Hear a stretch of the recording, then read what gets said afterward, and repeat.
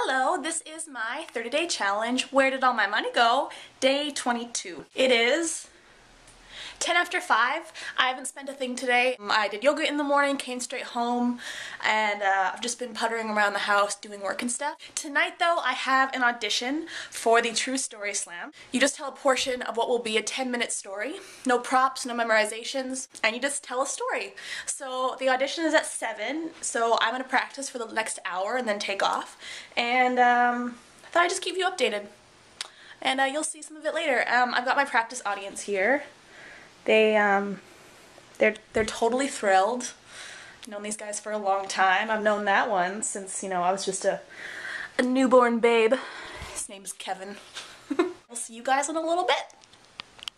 I had this vision of what my life would look like when I was a child, of myself as an adult, and it looks like this. I work in Vancouver, and I walk to work every day, and I wear fabulous high heels, and I have a beautiful green trench coat, and I'm caught in the rain, so there's a newspaper over my head, and I'm dramatically running to work. That vision kind of came to life this summer. I was invited to live and work full-time in Vancouver, with a few modifications to that vision. I now have practical walking boots and an umbrella. This child me was really impractical. And our office is right on the border of the downtown east side. One day when I was standing at the bus stop, a woman was walking by and she had a plastic bag of cans, and she went, "Hey, you want to buy a Palm Bay?" "No, thank you." "All right, more for me." She just kept going. Hi, I'm back, and the evening went really well. Got my audience here with me. Come here. I'm always nervous to get on stage right beforehand. I think that's a really natural instinct, as public speaking is a very scary thing. Which is funny because technically this is public speaking, or technically it's not public speaking. A little fuzzy on the term technically. As soon as I get up on stage, that fear usually goes away. I get caught up in the moment and it gets really easy. I was talking to Alicia on the phone today, and we were talking about fear and the role that that can play in life, and there's really two choices when it comes to fear. There's fight or flight, and in dangerous situations like that, I have a theory that I'm fight, because if it came down to flight, I would die. I don't think my running self could get out of a situation fast enough or be coordinated enough to leave a situation, so I have a theory that I'm fight for that reason. In another way, I think that it's incredibly important to embrace fear and be able to recognize it when it presents itself. That's something I have been doing lately. Whenever I feel a moment of fear happening, I believe that's my body trying to tell me it needs to do something.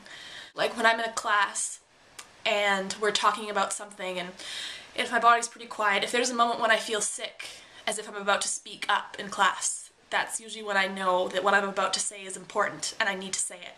My body tells me the urgency in that moment that I need to do something. And so when I was approached to do the True Story Slam, immediately fear went through me. You know, you have to do a story, you need to audition, you need to pass the round, which we all did, woo! You need to get up in front of a group of people in a bar, you need to present for 10 minutes, and there is a moment of, can I do it? And as soon as that kind of goes through my body, I immediately know, yeah, you have to do it. And I do, and I think fear is not meant to make us run away from anything. I think it is meant to bring us through things. And that's something I'd like everyone to try to embrace. If there's anything you feel afraid of, be in it, be with it. And it's not as bad. And if anything, you're better for it. So, fear creates a lot of energy. It would be a waste of that energy to let it dissipate into nothing. So, use it. Fuel it. Let it be constructive, and let it do things for you that you may have never tried before. Have a good night, everybody.